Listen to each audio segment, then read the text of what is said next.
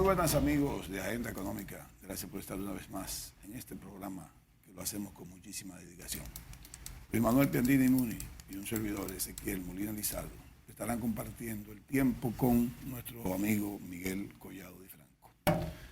Miguel es el vicepresidente del Centro Regional de Estrategias Económicas Sostenibles. Muy buenas, Miguel. Muy buenas. Gracias por la invitación nueva vez. Mira, Miguel, vamos a hablar de cuarto, del dinero que la gente dice que no tiene. Así rápido te voy a entrar. Dicen que el medio circulante reducido, el M1, el M2, M3, pero la gente sabe que se está quejando muy fuerte, Miguel, con el asunto de que no hay dinero en la calle. La gente asocia que no hay dinero en la calle cuando la actividad económica se ralentiza o disminuye, o no está creciendo con la expectativa que las personas desearían. Entonces los economistas cuando ven, es como la costumbre en República Dominicana, cuando ven las estadísticas monetarias y ven la cantidad de billetes y monedas en poder del público, que está creciendo poco, que se ve una disminución en algún momento, pues asocian la causalidad al revés. Y es que no es que la disminución de la cantidad de dinero te está ocasionando un tema en el crecimiento económico, sino es que precisamente la actividad económica es un determinante de la cantidad de dinero que desean tener las personas. Exactamente. Entonces, ¿cuáles son los componentes del total de billetes y monedas en circulación? Pues el dinero que tiene el público, así mismo se llama en las estadísticas oficiales, y el que está en los bancos. Pero si tú ves el total está aumentando, porque precisamente lo que está en los bancos ha aumentado, lo que tiene la demanda del público es la que en el último dato de mediados de abril presenta una disminución. Entonces, lo que hay que insistir en lo que te decía anteriormente, que en realidad debe ser un reflejo, porque es un determinante en sí, de lo que está pasando con la economía. No es que, la causalidad no es al revés. Ahora, cuando tú ves los agregados monetarios que te determinan la oferta monetaria, por ejemplo, uno amplio que es M2, está creciendo, en marzo creció 9.3%, y en la estadística de mediados de abril última, 9.3%. Y tú me dices, ¿y 9.3% con qué se compara? Bueno, que aunque antes de la pandemia, 2018-2019, una tasa de crecimiento de 9.3% era considerable. Y no ha decrecido M2. Lo más bajo que llegó, perdón, Luis Manuel, para terminar la idea, fue a 4.3, 4.6 después de la expansión que hemos estado viviendo o que se vivió bien importante entre 2020 y 2021 de ese agregado monetario. Ahora, Miguel, yo me preguntaría si en ese aumento del 9.3% no estará jugando su papel los depósitos del sector público, que como sabemos hubo un aumento de la deuda en este año. Se está hablando de 4.000 millones de dólares y que una parte importante de eso no se está utilizando, inclusive se ha dejado en depósito del endeudamiento que se tomó. Hay algunos que están criticando diciendo, bueno, sí, es precautorio porque el costo del capital está aumentando en el mercado, sí, pero ¿cuánto te está costando a ti no utilizarlo también? Eso es una controversia que hay. Lo que te estoy diciendo es que sí, ese depósito no estará afectando el 9.3%, el del sector público. Coincidiendo. Coincide, pero cuando tú ves el crédito, entonces el análisis debería completarse viendo cómo está creciendo el crédito, cómo está comportándose como el mercado de préstamos de las instituciones de depósito. Pues la tasa está por encima del 13% de crecimiento. El del crédito. Interanual, total, en moneda nacional. En moneda nacional. Si tú le agregas a esos dólares, es un 16 y pico. Oye, y entonces la gente se está quejando. ¿Con qué lo comparamos? ¿Con ese crecimiento? ¿Con qué periodo lo estamos comparando? Con que lo más bajo en el 2019, 2018, tú pudiste tener en un momento por debajo de 10. Está bien, o sea, pero este es un crecimiento. Pero estamos comparando con quién. Pero es un crecimiento importante. Es un crecimiento importante porque ¿de qué base estamos partiendo? Estamos partiendo del 19. Inclusive por encima del Producto Interno Bruto. Por supuesto. Corriente. Entonces, podríamos hacer el análisis por sectores, pero solamente hay un sector que muestra contracción. Construcción. No. Construcción está creciendo positivamente. Y está creciendo en pesos y en dólares. El único que está contrayéndose es, y por ahí, ¿En qué momento está construyendo? perdona, tú tienes que, es importantísimo que veamos las estadísticas. Claro, vamos. Y las estadísticas monetarias, entiendo, son bien confiables. Entonces, pensamos, bueno, no, que hay un problema con construcción, que esto, que lo otro, pero vamos a ver las estadísticas. Sí, tal vez no está el sector como quisieran algunas personas, pero te está diciendo que el crédito está creciendo. El que se está contrayendo es manufactura, industria, pero turismo está creciendo, comercio tuvo una bajada en la tasa de crecimiento, pero está recuperándose para como estuvo en meses pasados, sobre todo el año pasado. Comercio, tú dices. Comercio, sí, que es importante, obviamente, pero está creciendo como un 8%, tal vez. No, ahí está importaciones y está producción. Tal vez un poco bajo. Es importante no solo ver el total, sino la composición. Yo lo que quiero es que tú me digas con qué que estamos comparando su crecimiento. Porque, Lo estamos por ejemplo, comparando- construcción salió en febrero que decreció 11%. No, pero eso es la caída en el Producto Interno Bruto, pero estamos hablando de Estamos hablando los del préstamos. crédito de construcción. Ya, No ha decaído, o sea, no es negativo. A eso es a lo que me refiero. ok, ya. El valor agregado es que ha caído, pero bien. no. Sí, la respuesta de Luis Manuel es, bueno, es interanual.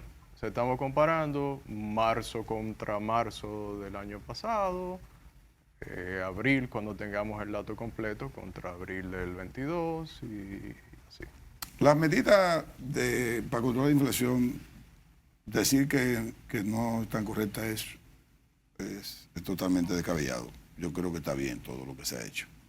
Pero ahora le pregunto yo a Miguel, ¿estará llegando al punto de inflexión de que ya hay que revisar un poco la medida y el gobierno tal vez si se quiere motivar un sector X, por ejemplo el de construcción, para que despierte un poco en materia de medida del gobierno, no de inversión pública estoy hablando, sino de motivar a un interés más bajito, la parte de construcción en un valor X de 12 millones para abajo, con garantía de interés a 15 años, porque la gente tiene una incertidumbre y no quiere meterse en nada de eso.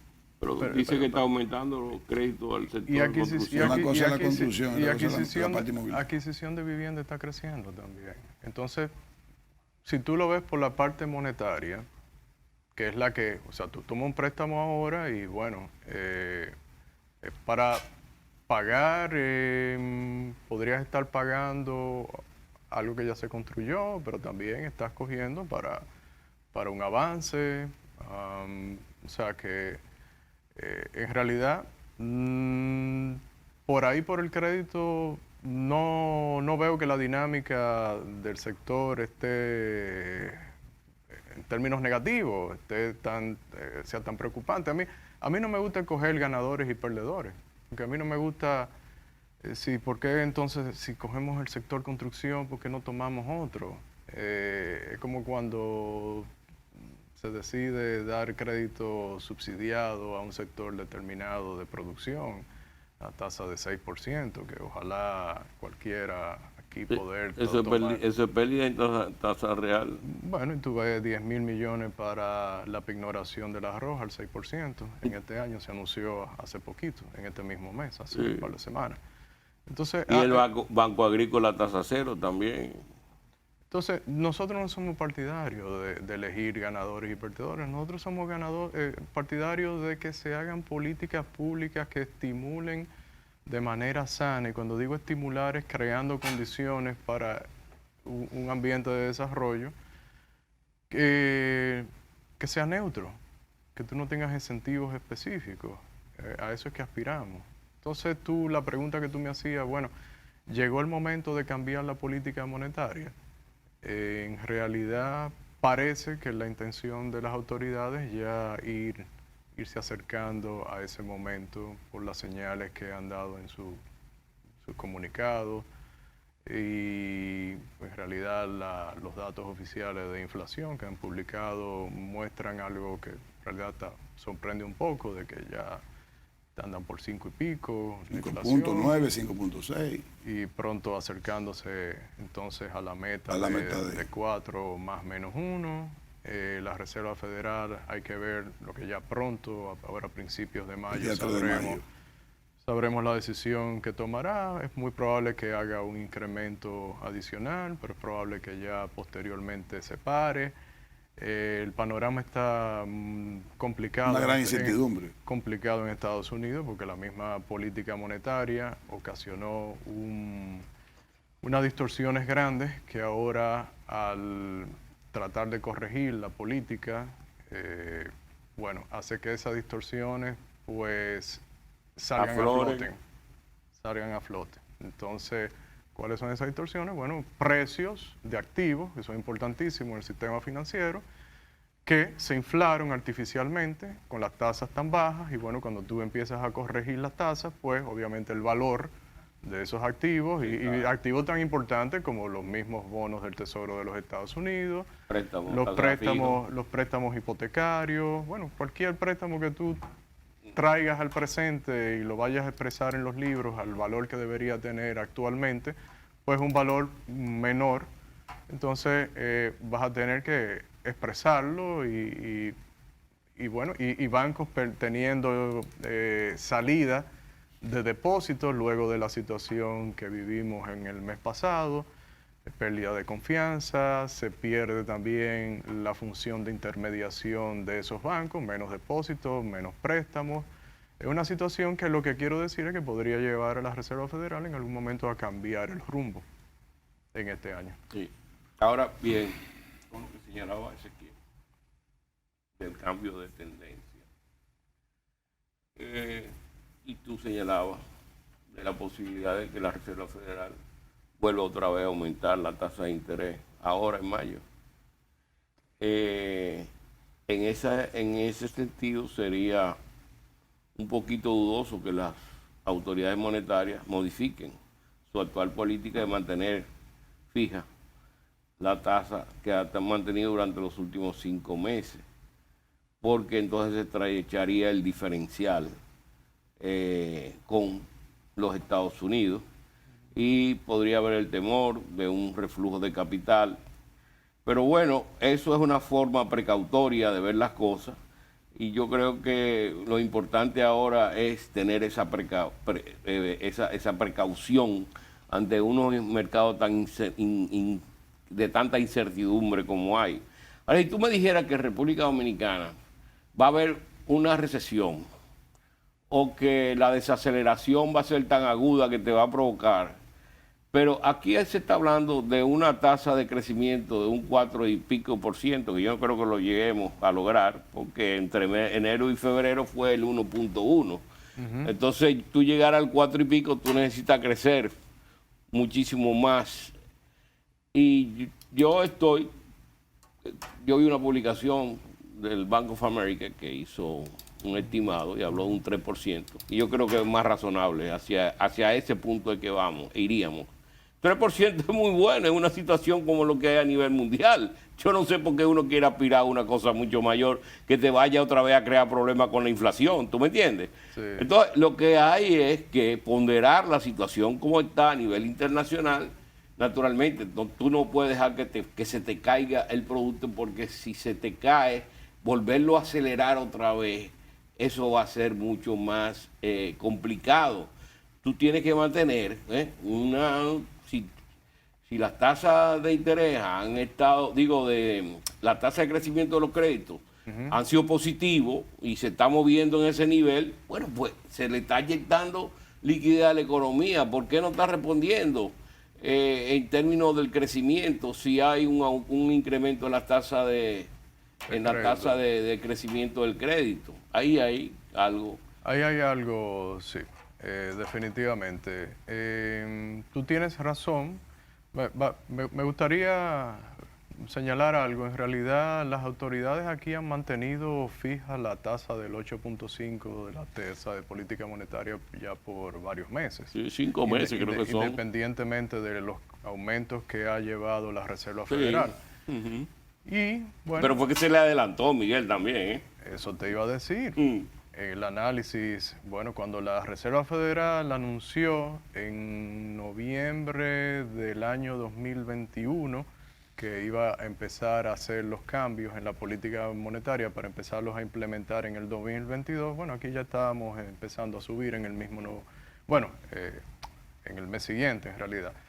Entonces, si nos llevamos por las estadísticas oficiales de inflación que comentábamos hace un momento, pues entonces yo pienso que el plan de las autoridades podría mantenerse en el sentido de ir entonces en algún momento ya, tal vez a mediados de año, no sé, estoy tratando de interpretar a tomadores de decisiones, uno no sabe en realidad qué estarían pensando, pero podría ser la decisión de ya empezar a desmontar la tasa, porque el diferencial no ha estado ahí y no sería tan grande tampoco, pienso. ¿Quién sabe a dónde va a llegar las reservas federales? 0.25% más. Y pararse ahí, en realidad, en la medida en que siguen subiendo la tasa, van a seguir destruyendo cosas en Estados Unidos. Yo lo que entiendo es que aquí es muy difícil bajar la tasa de 8.5 si Estados Unidos la tiene entre 4.5 y 4.5. O sea, es muy difícil bajarla. Por eso yo decía, buscar la forma de trabajar sectorizadamente, o sea, por sectores, a ver qué podemos despertar, qué podemos hacer con sectores. Y ahí hablo de construcción, que aunque tú me dices que está creciendo el crédito bancario en construcción, la construcción ha bajado en términos de demanda, vamos a estar claros en eso. O sea, yo estoy ligado a este sector y sé todo lo que está pasando en el sector de construcción. Y yo reconozco tu preocupación, y yo la reconozco, pero no comparto el que debamos especializar crédito para un sector. Está bien, no, está correcto. No es construcción, es cualquiera. Por eso es que decía, no escoger ganadores y perdedores. Porque en la medida en que tú favoreces a alguien, bueno, pues está destinando crédito que pudo haber ido a una parte de la economía a ese. ¿Y por qué ese sector en particular? ¿Por qué no otro? ¿Por qué no todos? Entonces... Bueno, el sector de construcción dinamiza más la economía que cualquier otro. Pero mira, ese es el argumento, pero podría ser zona franca, podría ser el mismo turismo, podría ser... Turismo no lo necesita, Miguel. Ahí llamado en la Manzana de Oro, ¿qué se llama? Ahí están construyendo, que yo alguna vez me pregunto si es los ingenieros con sus propios recursos que lo estarán haciendo. Ahí hay construcciones grandes que se están haciendo. Está bien, pero no vea eso como un ejemplo. No, pero no es uno. Es muchos solares que se están construyendo al mismo tiempo y eso a mí me ha sorprendido. Me ha sorprendido con la situación que hay actual y esa dinámica que hay de construcción de esos edificios. No son edificios que te cuestan $1 milloncito viejo, no, son edificios pesados. Yo represento una parte empresarial y la empresa que más represento pertenece a una asociación grandísima de empresas comerciales, importadores. Y no hay uno, porque se hizo una especie como de encuesta, no hay uno que no haya disminuido la venta con relación al año pasado y con relación a su expectativa. Sus expectativas han crecido, cayeron todas. El cuatrimestre completo lleva disminución. O sea que la economía sigue siendo afectada, o sea, no hay dinero.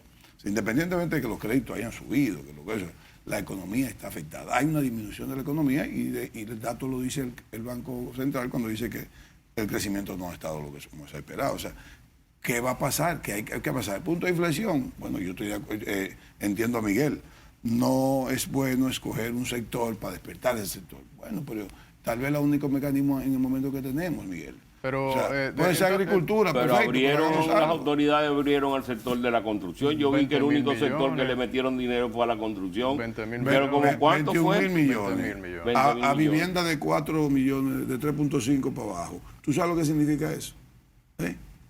¿Cuánto tú crees que se han demandado a la fecha? En 4 meses. Menos de 4.000 millones. ¿Por qué? Porque tú no haces nada con eso si tú no sabes si tú vas a tener un empleo fijo. Tú no sabes, tú no haces nada de eso. O sea, ese sector, esa parte de la población es la que precisamente tiene más incertidumbre de saber si tiene su empleo o no tiene su empleo mañana. Cuando tú llegas a 12, ya una clase media que podría tener su estabilidad en su salario. Eso es lo que estoy diciendo, o sea, es analizar la economía. Este es el momento, Miguel, de analizarlo. Pero es que la estamos analizando. No, yo creo no, que... tú y yo, no estamos hablando de eso. No sé cuántos minutos llevamos de discúlpame, programa. no estamos hablando pero... de nosotros tres. Yo estoy hablando ahora de lo que toman la decisión. No, pero pero ellos toman la decisión, Bueno, ellos la están pero analizando, eso- ellos están viendo la situación, tienen su modelo para predicción también, y en base a ese modelo para predicción Vamos a ver. ellos están tomando. Yo ¿te creo entiendes? que- Ahora, yo lo que no creo que la economía va a crecer un 5%, ni un 4%, pero un 3% sí creo Sí, que va a pero en el crecer. crecimiento, el único Podría- problema podría y- crecer. Y al principio de año siempre hay una caída en el crecimiento. En el crecimiento, el único problema es que cuando Porque tú cambias los pronósticos tan rápido, que tú el día primero de un mes dice uno y el día 15 dice otro y el día 30 dice otro, Sí. ahí sí te creo. Lo que pasa es que Mira, los de gastos de sentido. fin de año son muy Déjeme. fuertes. Entonces, el primer trimestre y parte del segundo, la gente se está recuperando. Mira, ¿tú me entiendes? ojalá, no será Ese la es el primera vez, problema. Miguel sin eso tiene los mejores datos de nosotros, no será la primera vez que un gobierno apuesta a los primeros 6 meses a agarrarse, para luego los segundos 6 meses ver qué pasa. Pero agarrarse en qué sentido? Pero no Porque está agarrando el gobierno, está tú mi- aumentando los gastos, tú miras- Ajá. bueno, ahí quiero Oh. ir. O sea, tú miras las estadísticas. Ok, Bueno, pero vamos a ver las estadísticas. vamos a ver en el próximo Está, segmento. está aumentando los gastos el gobierno. No nos corten, amigos, quédense con nosotros.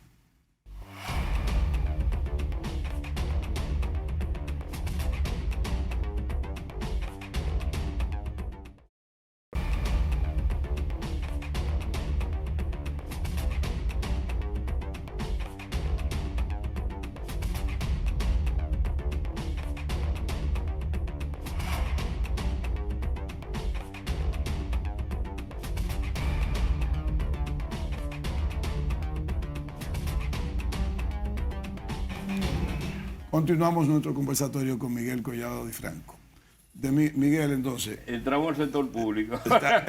Entramos en finanzas públicas. Están bajando. En gastos. Sí. ¿están bajando o no están bajando? Tú dices que están en línea, perfectamente, sí. Han gastado. De acuerdo a la en el primer ejecución que trimestre uno gastaron puede ver, 301 mil millones de pesos. Yo lo veo en porcentaje con relación al presupuesto. 24%. Casi, sí, superior al 24%, debería ser, digamos, si lo vas a hacer linealmente, 25. alrededor de un 25%, y las estadísticas que uno ha visto en lo que va de abril van ya por encima del 30%. Ya. Ahora, vean acá, Miguel, yo vi en el escrito que tú hiciste, precisamente sobre la deuda y hablaste de los gastos. Y de A los mí me ingresos. preocupó Y de los un ingresos. dato, que es que los gastos corrientes son mayores que los ingresos corrientes. Y eso sí es preocupante. Porque yo te acepto. Que hacía mucho que no pasaba Yo, Dios mío. yo te acepto que los gastos de inversión, tú tomes préstamo en los gastos de inversión, porque ahí hay un aumento de la riqueza, eso te va a generar ingresos. El tipo de inversión que se escoja, ¿tú me entiendes? Ahora, en gasto corriente, que tú te endeudes para financiar gasto corriente, eso sí es peligroso. Vayamos a los gobiernos anteriores. El gobierno de don Antonio, por ejemplo, se sostuvo el gasto corriente en base a expansión de subsidio y expansión de sueldo y salario. Tú no lo viviste, pues yo lo viví. Pues tú no sé si tú estabas todavía, había nacido en esa época. Pero leía periódicos ya. Entonces, en aquella época. Tú no estabas nacido. Mira, le dejó el problema al gobierno de El Salvador. Es decir, el gobierno de El Salvador, el problema grande del gobierno de El Salvador fue la herencia que tuvo el gobierno de don Antonio. La gente no dice eso, o sea, los políticos no dicen eso porque los políticos están en su política. En términos de que el gobierno de don Antonio logró una serie de reivindicaciones con la parte de los militares, una serie de cosas y de libertades, pero en la parte económica, el lío que le dejó a Salvador no fue chiquito, y fue en base a eso, estar financiando gastos corrientes con endeudamiento. No, pero Luis Manuel y Ezequiel, no, en realidad el dinero es fungible. ¿En qué sentido? En realidad tú financias ambos gastos cuando tomas deuda. Y aquí la preocupación sí es que el crecimiento del gasto corriente ha sido mayor que el gasto de capital y en consecuencia la deuda que tú estás tomando es para consumirla en un periodo y quienes pagarán en el futuro, la generación futura que ya están vivos, en realidad esa deuda, que ya están incorporados en el mercado de trabajo y todo, a esos no le va a tocar prácticamente nada de lo que estamos ahora mismo consumiendo con esa deuda. Me doy a entender, es deuda corriente.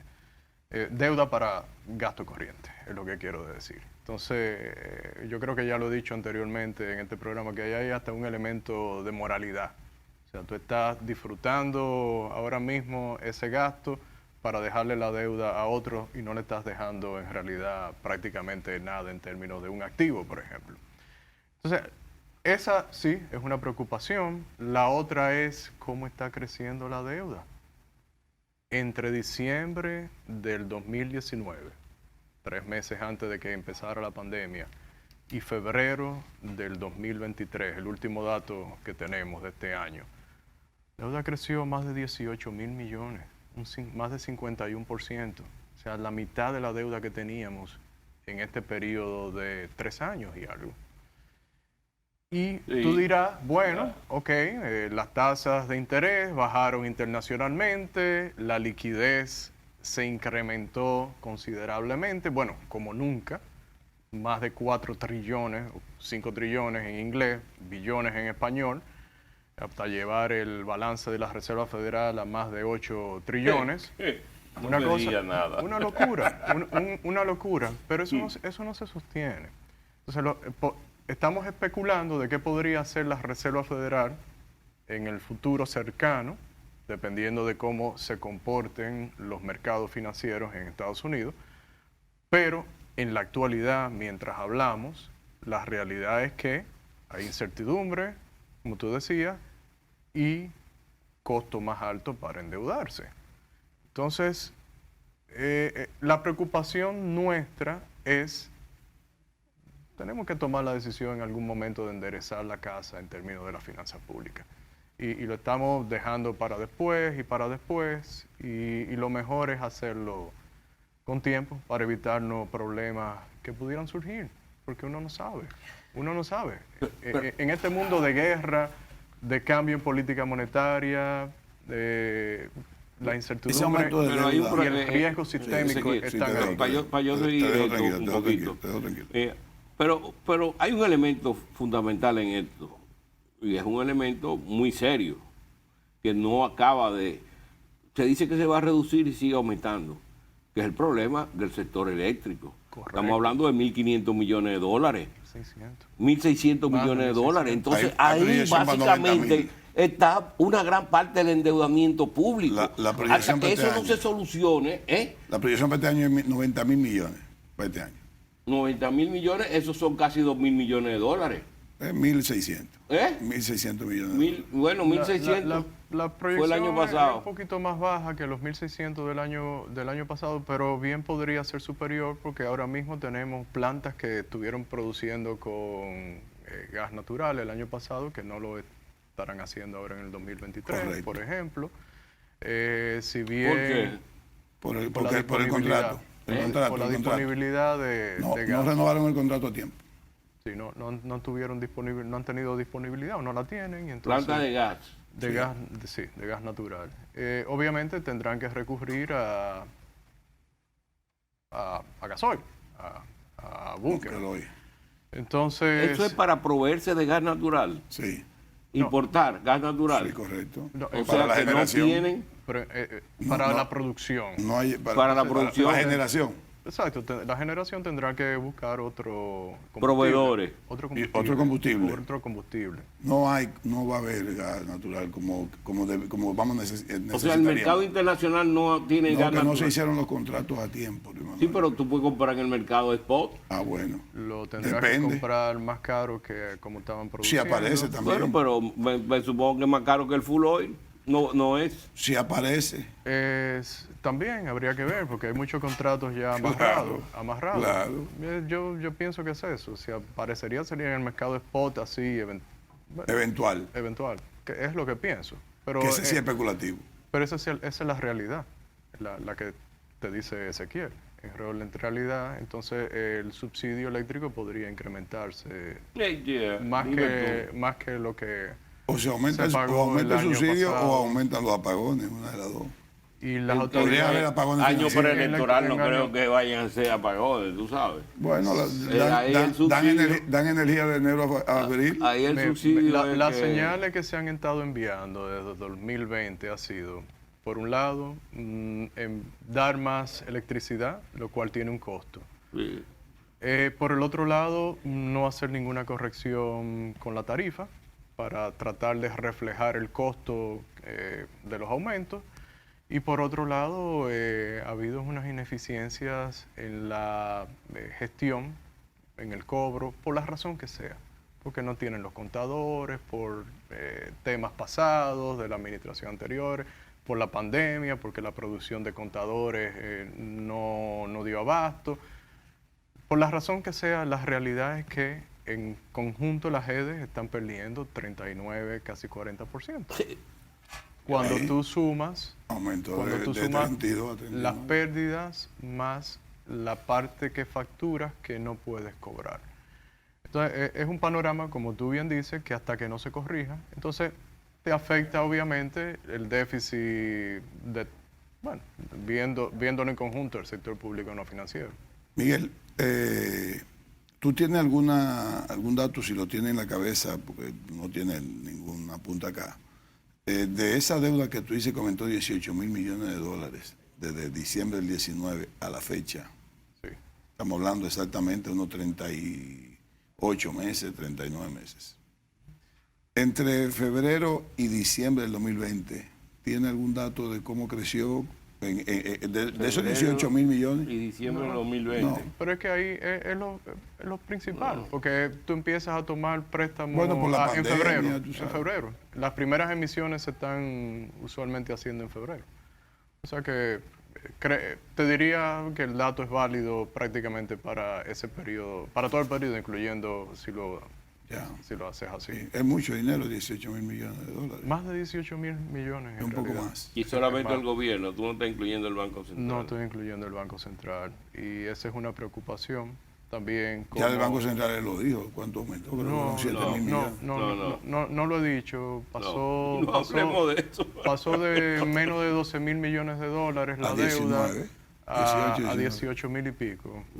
Sí, Sí. eso no, por eso que como yo leí eso, dije, Bueno, sí, más o menos anda sí. por los 6 mil y pico millones de dólares. Entonces, esa es una preocupación que para tú, fortalecer patrimonialmente al ente emisor de moneda, pues obviamente la única forma de hacerlo es como Vía fiscal. Vía fiscal. ¿Tú Entonces, tienes datos de para que- eso necesitas una consolidación fiscal necesariamente. ¿Tú tienes datos de que Fortalecer las finanzas públicas. el aporte que estaba presupuestado para hacerle el gobierno central al Banco Central fue ya entregado en Las, este primer las trimestre? autoridades dijeron que sí, eso es Lo bueno. entregaron completo. Sí, parece que sí, que de todo el acuerdo, aporte. de acuerdo al comunicado de Hacienda. lo Primera cual- vez que han hecho eso. Sí.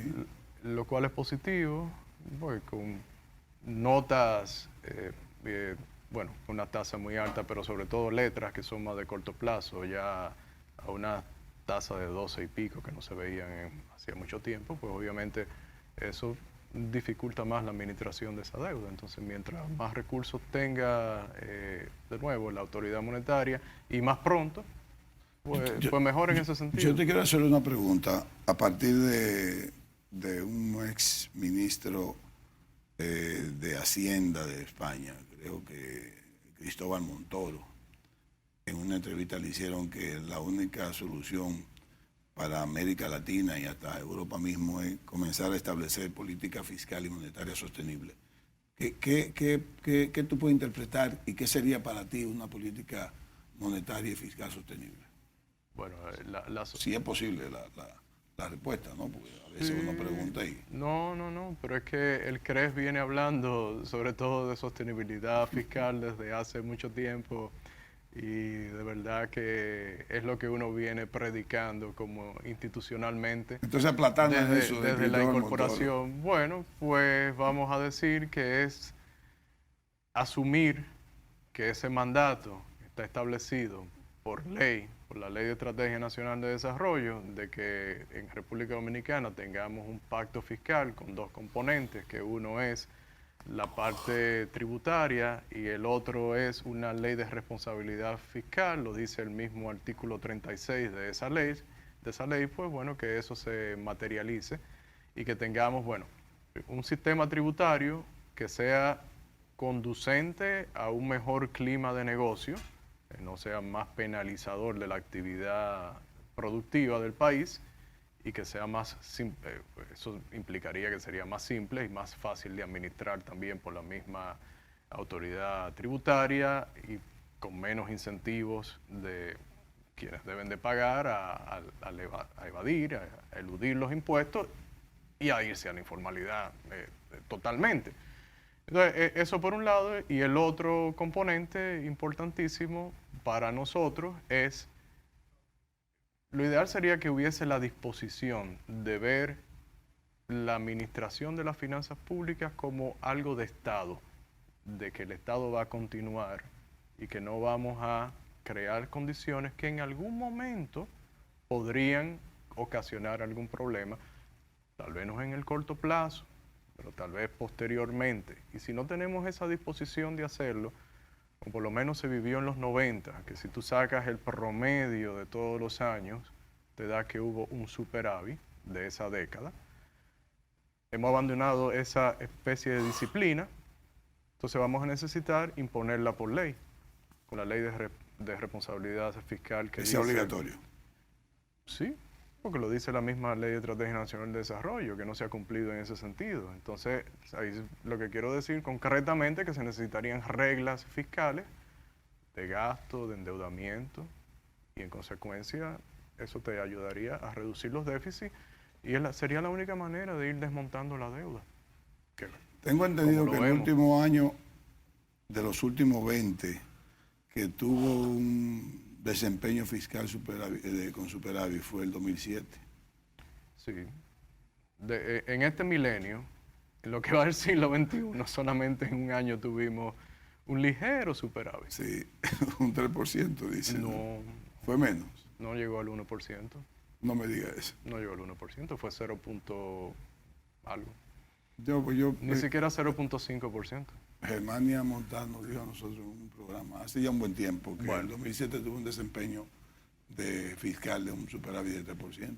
No sé si fue un dato muy político, no sé. No voy a poner en duda la estadística de Germania, pero la que uno ha tenido acceso con el tiempo indica menos, pero no importa. Vamos a decir que fue superávit. 1-3, no fue lo importante, yo creo que para la conversación es que solamente ha habido un año y que fue con superávit en todo este milenio.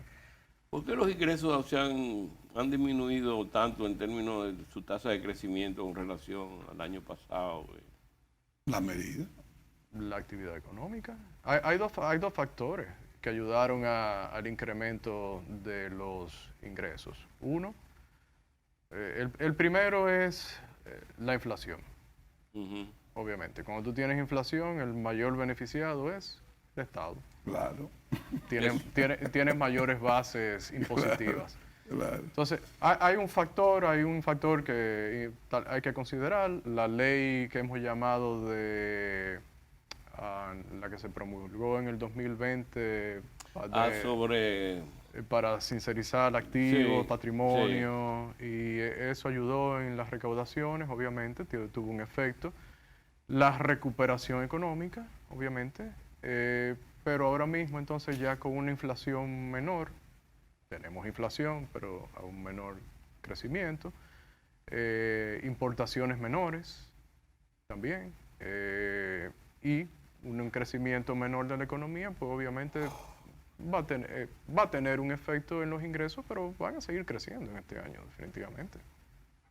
En Estados Unidos los últimos, vamos para la pausa, pero antes te voy a hacer la pregunta. En los últimos 2 meses, o el último mes más bien, están dando indicios de una disminución en económica. O sea, en la cosa. Eso tiene miedo ellos de que comience Luis Manuel entonces así a perderse empleo, que nosotros hemos dicho aquí en programa que por lo menos Estados Unidos no tiene todavía esa pérdida de empleo. ¿Podría eso verse con problemas definitivos y eso afectar el turismo entonces? Pero las proyecciones que están dando ahora para el trimestre, que se va a dar el resultado ahora, creo que la semana que viene. ¿Primer trimestre o el segundo? El primer trimestre es un crecimiento de un 2.5%, que es bastante fuerte en los Estados Unidos. Pero el crecimiento anunciado... Sostenido por el consumo privado, básicamente. Pero el crecimiento esta semana anunciado fue 1.1%. Exacto. En Estados Unidos. El primer trimestre. Sí. No, 2.5 estaba la... Yo lo que leí precisamente ayer es que finalmente va a ser menos de 2. 2.5 estaba diciendo la Reserva Federal de Atlanta, que es el que... El GDP Now, tú dices. Sí, el National Exacto. Está hablando del 2.5%, lo leí en el Wall Street Journal. Bueno, vamos a ver, porque yo leí que era menos del 2. Todavía no han dado información.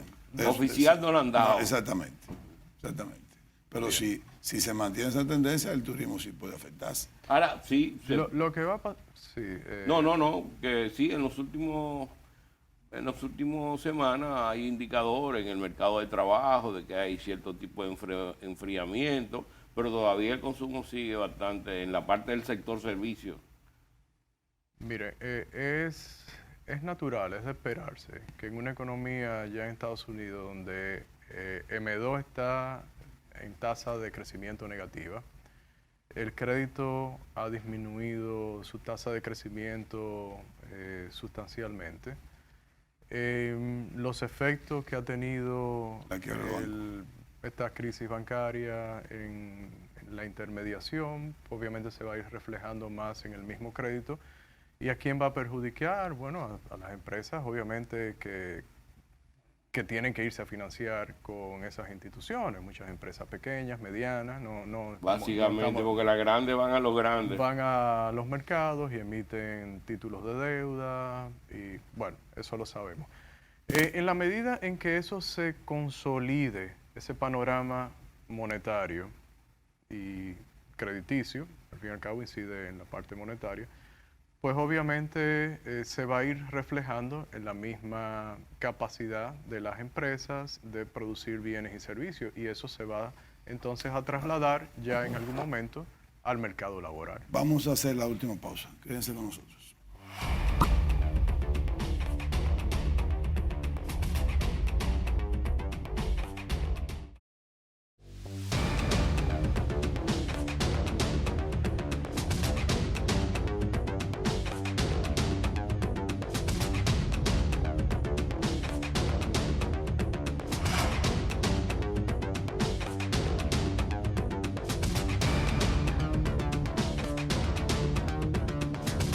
Continuamos conversando con Miguel Collado Di Franco. Miguel, mira, este no es un programa de depresión tampoco, ¿verdad? pero hay que decir las cosas como son. Somos realistas. Para eso. Definitivamente la incertidumbre mundial, la volvemos a reiterar, nos lleva a República Dominicana, porque al fin y al cabo, dentro del mal mundial, uno no quisiera estar tan mal, y creo que a veces podríamos tener ganancias de pescadores en algún momento dado. ¿Qué tan preparados nosotros estamos? Porque como yo te hablé de construcción, tú dijiste, a mí no me gusta que sea sectorizado, porque, bien, es tu posición. Y mencionaste incluso, ¿por qué no podría ser zona franca? Pues yo me quiero ir a zona franca. En zona franca, de acuerdo al último dato que nos dieron acá en el programa, dieron que hay más de 200 empresas que han solicitado espacio para instalarse, empresas internacionales o extranjeras, para instalarse en República Dominicana, porque lo ven como un punto estratégico, un hub, por decirlo así. Sin embargo, no hay espacio. En el caso del turismo, Luis Manuel en la pausa habló de Salgazo. Nosotros tenemos problemas de medidas sanitarias muy fuertes para poder brindar al turista un poco de tranquilidad en términos de salubridad. En la parte agropecuaria o agrícola tenemos, si se quiere, no una definición clara de la política agrícola? O sea, ¿qué ve Miguel? No, yo soy mucho más optimista que tú. En el sector turístico yo no veo esas preocupaciones. Y el sargazo no tiene problema, no te va a dar problema el sargazo. Claro, pero... Cuando el turismo perdón, mete un 80% playa.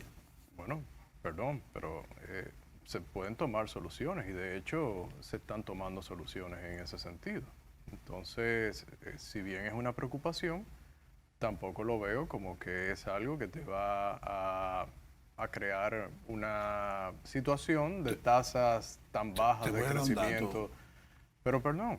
Pero es para darte Bueno, un dato. tú dijiste varias cosas y yo... 35 millones de toneladas de sargazo llegarán a República Dominicana este año. Bien, ¿cómo se distribuyen esas toneladas y a qué playas afectan? Van a afectar. Eso es lo grande. Están ustedes bien. Sí. No, pero qué bueno, que eso va a afectar a toda la playa dominicana, increíblemente. Bueno, Ezequiel, vamos a tomar medidas en ese sentido y tendrá algún efecto, pero tampoco es que soy tan pesimista en ese sentido, ni tampoco creo que el sector agrícola no esté preparado para la exportación, como dice un maestro en este sentido, de los productos agrícolas en los estómagos de los turistas que nos visitan, porque hemos sido... Sí, esa es la exportación interna. Hemos sido, sí, esto lo dice don Francisco Canaguate. Sí. No ha habido tal problema. Entonces, bueno, yo sigo optimista con el turismo, que de hecho turismo y remesas son lo que han mantenido la economía en la primera parte del año. Más remesa que el turismo. Sí, es una lástima que exportemos en este sentido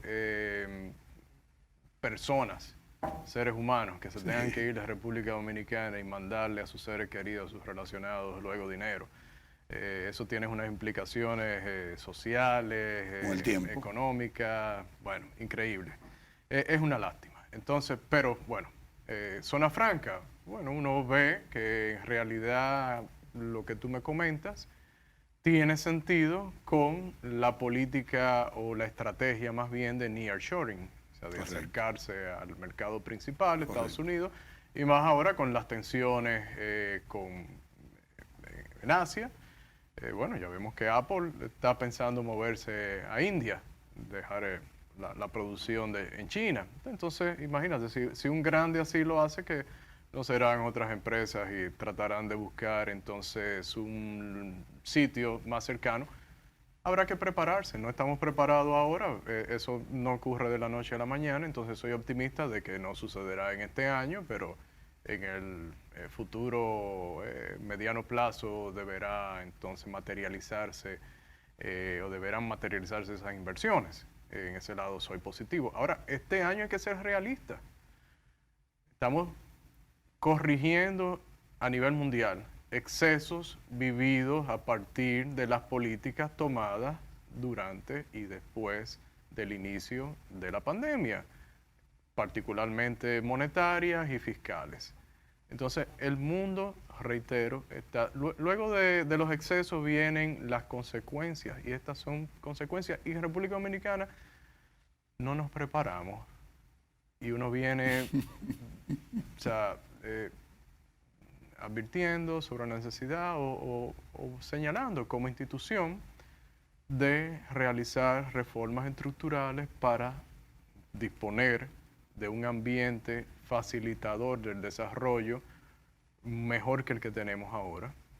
Y entonces, si perdemos tiempo y no hacemos reformas, pues obviamente y solamente nos estamos yendo por la parte del estímulo fiscal y monetario, obviamente en algún momento se viven las consecuencias.